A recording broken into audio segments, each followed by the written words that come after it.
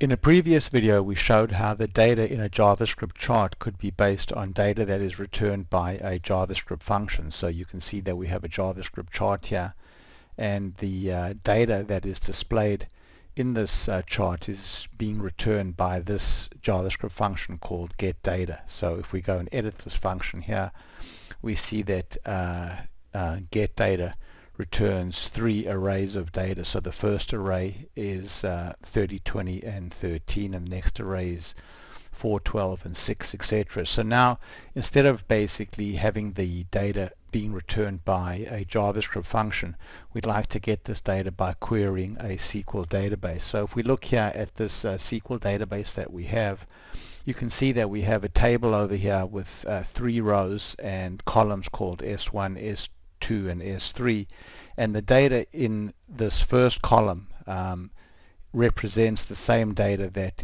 was returned by this JavaScript function. So you can see that if we were to do a query and return all of the data from S1, we would basically have the same data over there. If we were to return all the data from S2, we would have 4, 12, 6, which is the data in the second array, etc. So what we're going to do now is change this chart so that instead of getting the data from a JavaScript function, it's going to basically get the data by doing a query against this SQL database over here. So let's go now and let's cancel out of this.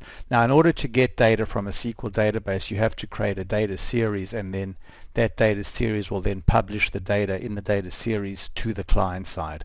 So we'll go now to menu, and then we'll go here to our data series editor, and we'll go here and we'll create a new data series. We can just call it series 1, and then we'll edit the series definition. So we'll say we're going to be doing a SQL query.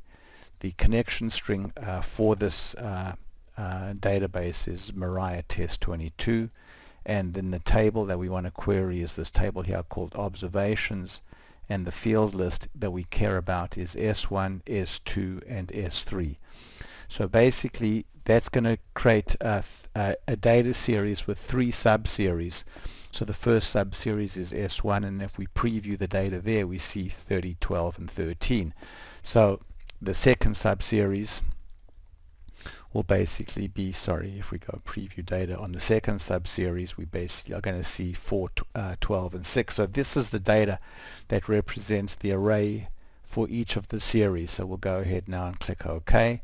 And now we're going to go back to our chart. So we'll go to our chart definition here, and we're going to replace the S1 value here with not the value returned by the local JavaScript function, but now with the value returned by the data series. So I'm going to go here to select data series, and then I'm going to go and I'm going to check this box here that says publish the data series values to the client side. This is important because we need to make sure that the value in these data series is available on the client side.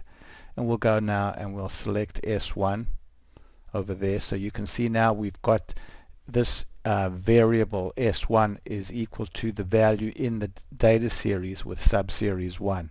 So now we can go over here and we can say select data series, and this time we'll choose sub-series number 2, S2, and then we'll go over here and choose this next data series. So we'll go here and say select, and then we'll choose sub-series number 3. So go ahead, click OK, and then OK.